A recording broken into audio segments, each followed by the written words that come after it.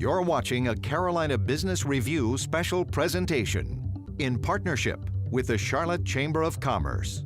Major support for this program provided by Barings, a leading global asset management firm with 41 offices in 17 countries. Leveraging its unique expertise across traditional and alternative asset classes, Barings provides innovative investment and capital solutions to institutions and investors worldwide. Learn more at barings.com.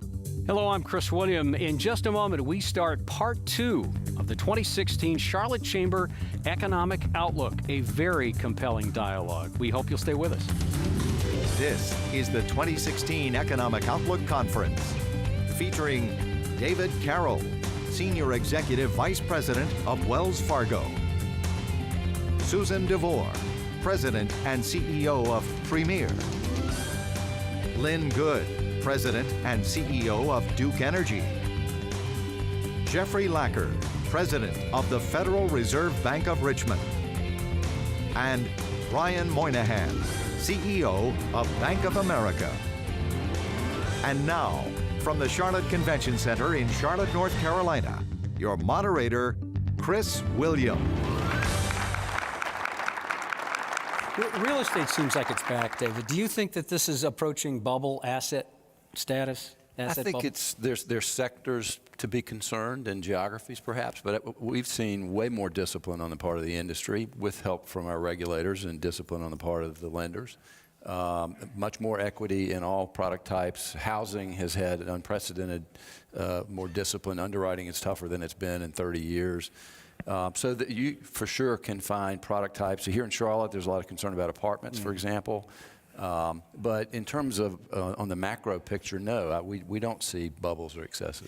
And Lynn, you make a lot of connections to, and I mean connections with Duke Energy, with this idea of growth in markets like Charleston, Charlotte, Columbia, Raleigh, and the critical mass and the density that's grown. Do you worry that there's an overly kind of overhanging real estate bubble here? You know, Chris, we have seen good customer growth. So 1.6, 1.7% in the Carolinas, close to 2% in Florida.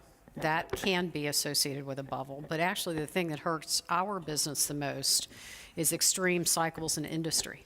So the economic downturn in 2008, where 15 to 20% of the industrial jobs and businesses disappeared in our service territory, we still haven't recovered from that. So actually, the industrial volatility has a much bigger impact on our business than housing. Okay. Hey, Jeffrey, you want to comment on that? I know you have a... It's true. Okay, good one. Thank you. Thank you. Actually, this is one of the interesting things, and Jeff and I were talking, and Jeff hit it earlier. The unemployment rate is getting down to a point, and in certain parts of the country, it is in the 3 and change. Yep. A tight labor market could also create difficulty, and so you talk to manufacturers operating around the country, doing things that have to be dispersed geographically because of what it is, and most of the places in the country, they're struggling to hire. And so then you have the skills mismatch, which is a whole sort of another set of issues. But we do have to be careful. We overheat labor. And so wages have been slow to rise. But if you start to look at the work that Jeff's colleagues do out of Atlanta, you're seeing the median is rising as opposed to the average, because that has a lot of dynamics. And then if you think about all us employers and the demands we have, we feel in our business to hold employees and do the right thing for them, that is a possible question mark out there, is can we get the people to fulfill the promise here? And I think that's a really important point, particularly, in North Carolina, 15% of the employees are in healthcare or social assistance. The need for STEM-trained folks, and I worry about some of the immigration talk, because I think the pool of resources that we're going to need for all the next generation clinical analytics, the innovation, the technology, cyber, all those kinds of things that are really important in healthcare, if we don't have that pool of resources and if we're not educating them domestically, I think that's a real challenge in sustaining that growth rate. Were you going to say Same something? issue on workforce. Yeah, no, please, go ahead, Lynn, and then you Same go ahead. issue on infrastructure and building infrastructure. The workforce that you need in order to do these jobs are in a high demand, and if we accelerate infrastructure, there will be a workforce issue there as well. So I think it's something that's tough for a region or a country to plan for in advance, but we need to continually find ways to develop the workforce of the future. And before you jump in there, are you both talking about the visa issue around immigration, not necessarily building a wall, but the H-1B visa? Yeah, the H-1B. Okay, Yeah. all right. And I think that it's complementary. We need resources from a lot of places, including domestic resources, and we need them trained. And if we aren't making the investments we need to make in education to have the resources come from here, companies are going to need to get the resources where they can get the resources.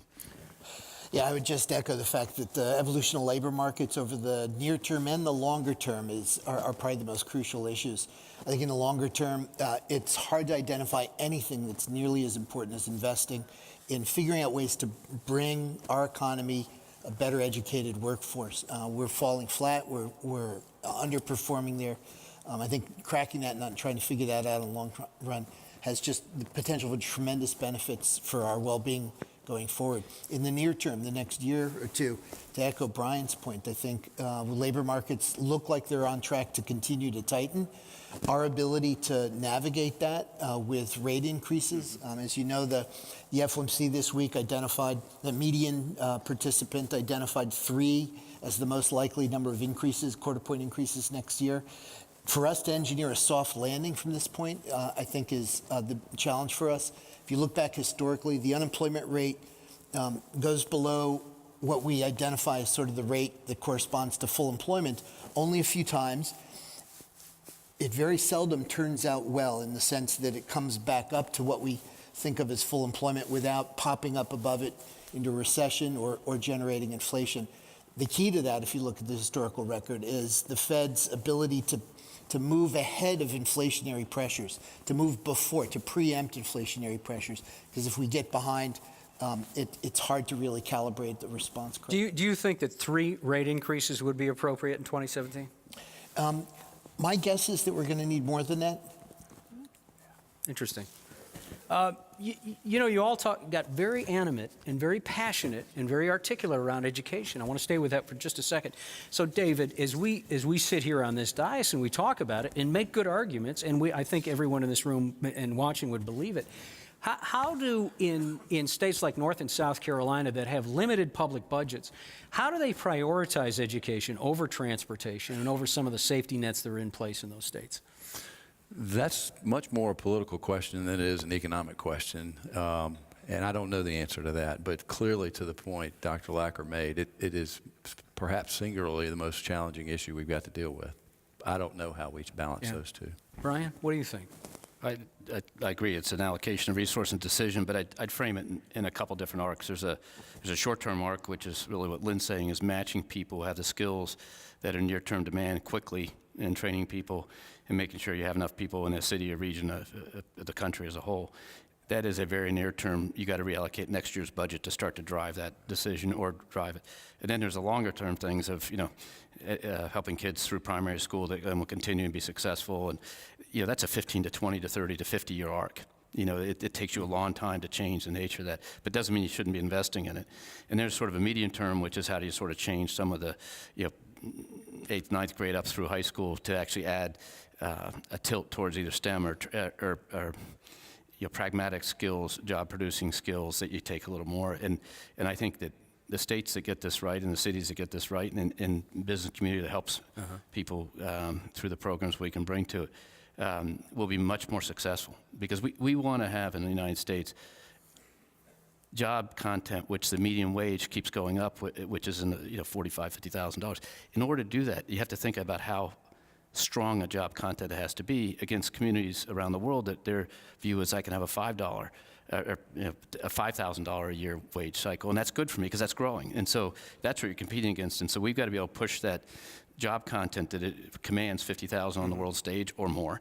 And that means you really have to have a high skill set. And I think that's the piece that we just got to get after sooner, or else we'll have a mismatch of spending versus jobs that can get done.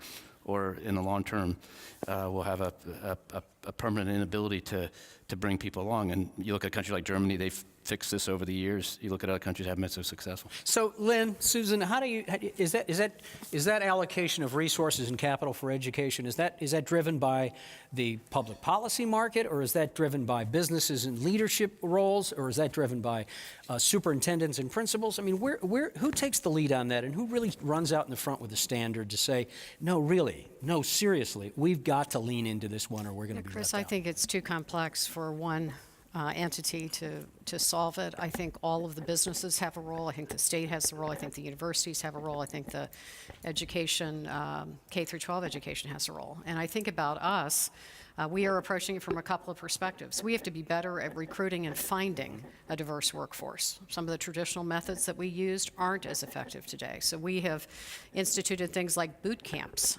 to bring people in, large groups of people in, show them what the job is, and then institute tutoring and training to get them ready for the job. We've made greater investments in community colleges. Because that additional STEM training that perhaps high school education would have equipped someone for a decade ago or 30 years ago is not enough today. So community colleges are important. And then I agree with Brian on this notion of starting earlier. So we've begun putting a focus on literacy, early childhood education, kind of creating that pipeline early. So I think it's all of the things you talked about. Yeah, Jeffrey? I think that's right. An array of things are needed. But one thing I'd point to that doesn't maybe get as much attention as it deserves is just a disseminating knowledge among American families, especially families with middle schoolers, about what success in the labor market looks like, what it requires, and maybe adjusting their attitudes to their course through high school. We just had a job fair in Richmond, 12,000 eighth graders in the convention center. Job fair, so that they understood they needed to study math, they needed to, be able to read well, they need to be able to write well, even if they weren't going to college, to have a good job when they get out. So you're talking about appealing to preteens at career arc Get for them at a preteen? point where they understand that they're a partner in this. They need to invest. They need to take their courses seriously. Because I think the way we've structured high school in the U.S., you could be forgiven to thinking that success there and paying attention and working hard is just for kids who want to go to college. Yeah. Well, I think we all have to challenge our mental models about how education has to work and actually how work gets done. So in the healthcare arena, we have discrete definitions and regulation around who can do what. And actually, we can leverage a whole lot of pharmacists, social services folks, nurses, in different ways to get the healthcare delivery work done. And so I think we have a lot of mental models about how to educate people and about how to deliver the services our industries deliver. And I think they have to be challenged in the context of, in the short term, not having the resources that we need to have. Lynn and Brian, all of us are on a council in Charlotte. And one of our first topics as a business leadership group is how do we help solve the education problem in Charlotte long term? How do we push the policymakers, and how do we make investments ourselves? All of this is not. All of this will work or maybe not work if there's not more. And let me just drop this into the conversation, and it could take over. But I just want to say a couple words on it in a minute. Civility. The idea of congeniality and mutual respect.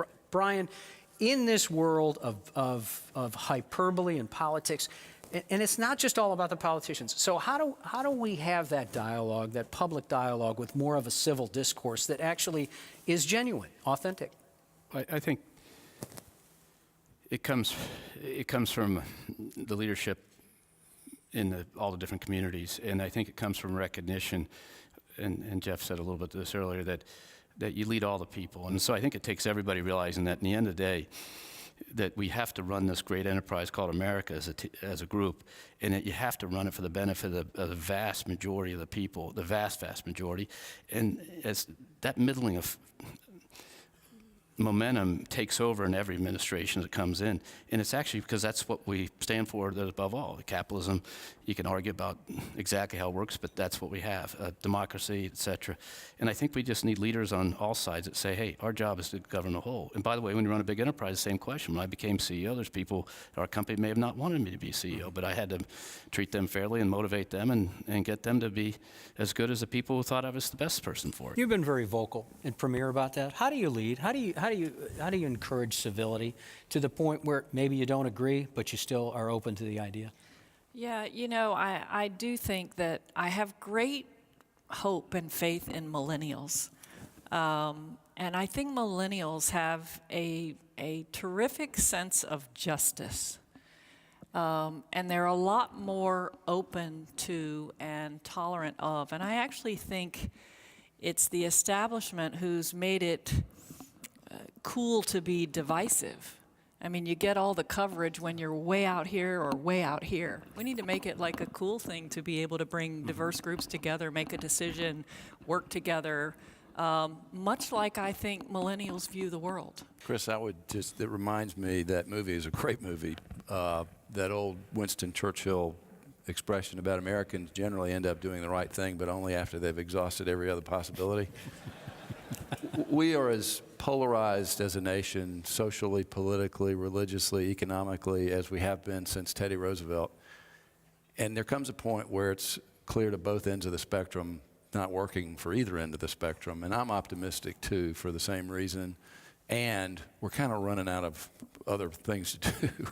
So I am, regardless of your politics, I'm very hopeful and optimistic that bipartisan collaboration is more in front of us than it has been behind us for the last 8 years or 10 years.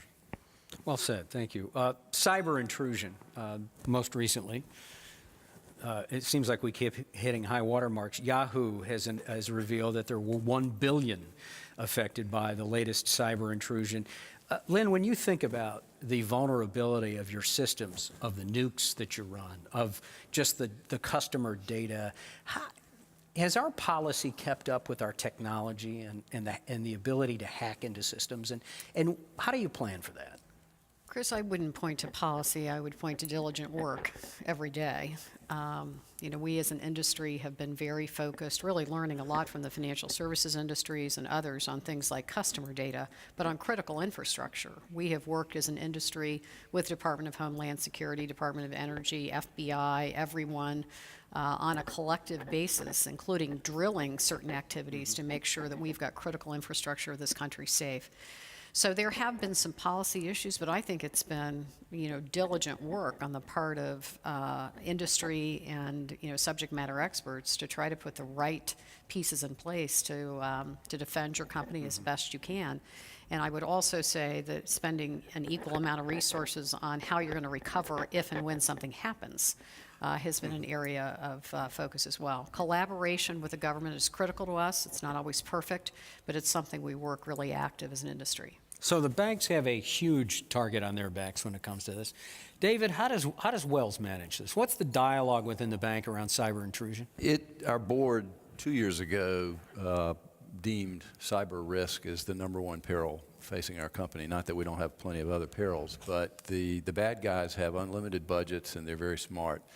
And every day it changes. So in the last 2 years, we've added an incremental spend of $1 billion totally dedicated to dealing with cyber. And we're making progress, but it's hard to see that curve bending, using one of your expressions, anytime soon. I do think enhanced collaboration with governmental agencies, which is good and better today than it was not too long ago, could be even more important. Mm-hmm. Brian? We think about multiple dimensions. You asked the question about policy. So we've been working in our industry heavily with the administration. They've been very helpful. Lisa Monaco heads it for the administration side, plus all the Secretary of Department of Homeland Security, the DOD, everyone working very hard to try to figure out on an industry basis how we can continue to drive the financial service industry as one of the core pillars of what has to be up and running and not down, along with the energy supply industry and transmission industry, along with defense. And I think we've made good progress. And there's a lot of pillars of that. There's structure, there's information sharing, there's the amount of money you spend to increase defenses, there's internal hygiene of employees and how they behave. And it's hard to make policies about it because it is absolutely a non-jurisdictional issue. And so where there are courts that have developed over time about border disputes, there's internal courts in the U.S. developed.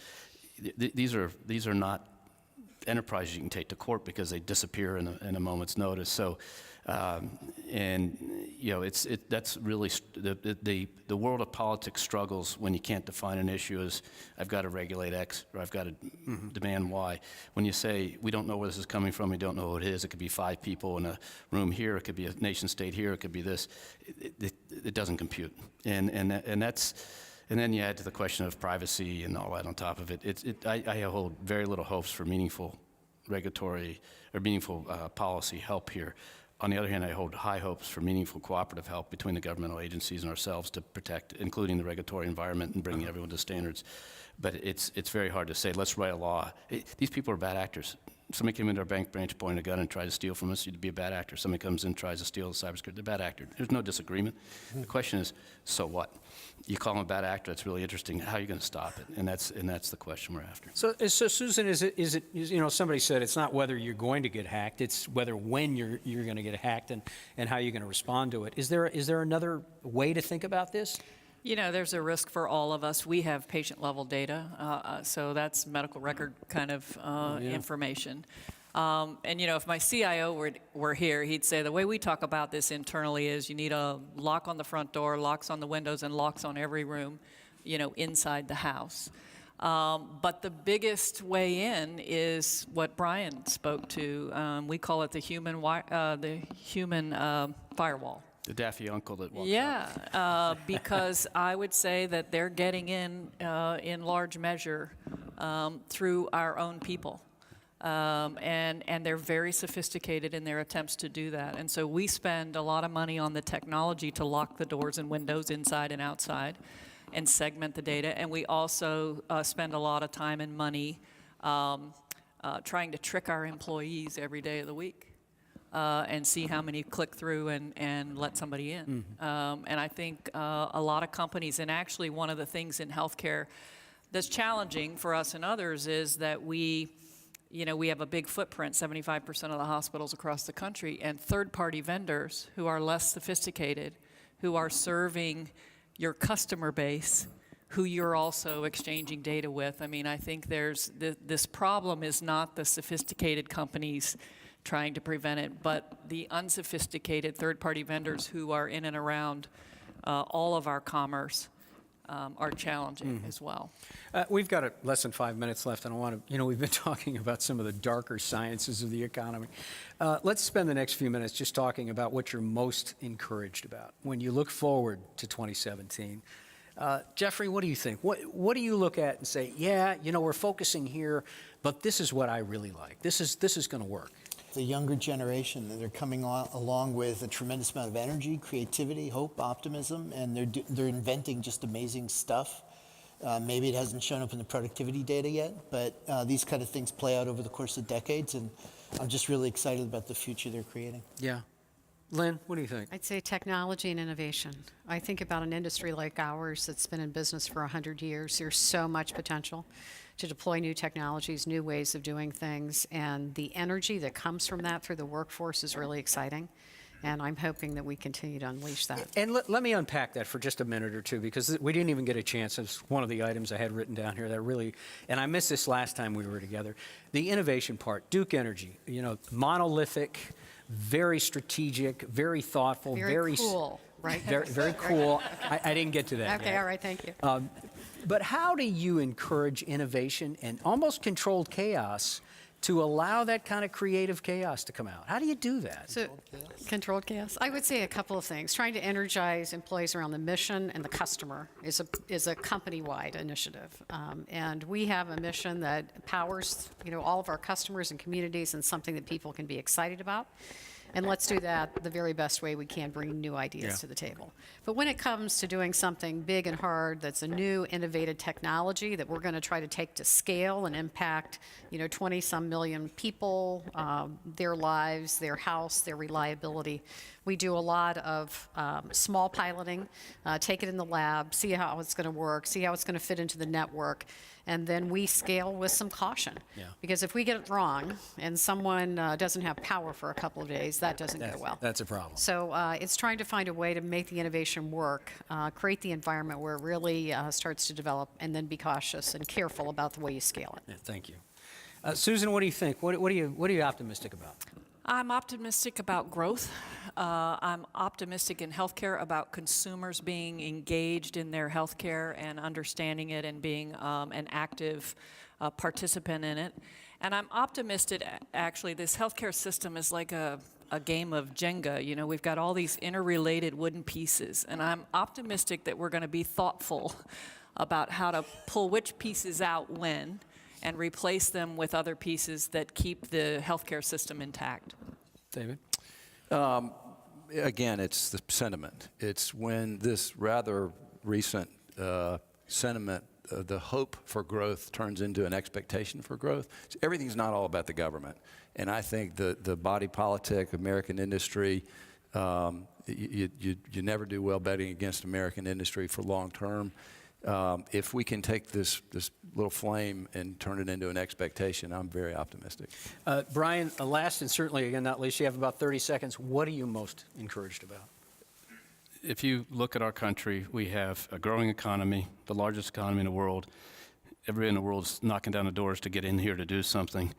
And we have a talented group of people. You know, we'll hire 3,000 kids this year coming in from schools that are just raring to knock down the door and take my job. So you can't be optimistic. And the facts are the economy's growing, and we expect it to grow faster next year than this year. So that's a good place for America. So from there, how exactly it happens, exactly who wins or loses, exactly what X or Y or Z gets passed through Congress. You know, the reality is the American economy continues to move forward, and you have to be optimistic. Brian Moynihan, Jeff Lacker, Lynn Good, Susan DeVore, David Carroll, thank you. Ladies and gentlemen, your panel, thank you for joining us here this afternoon.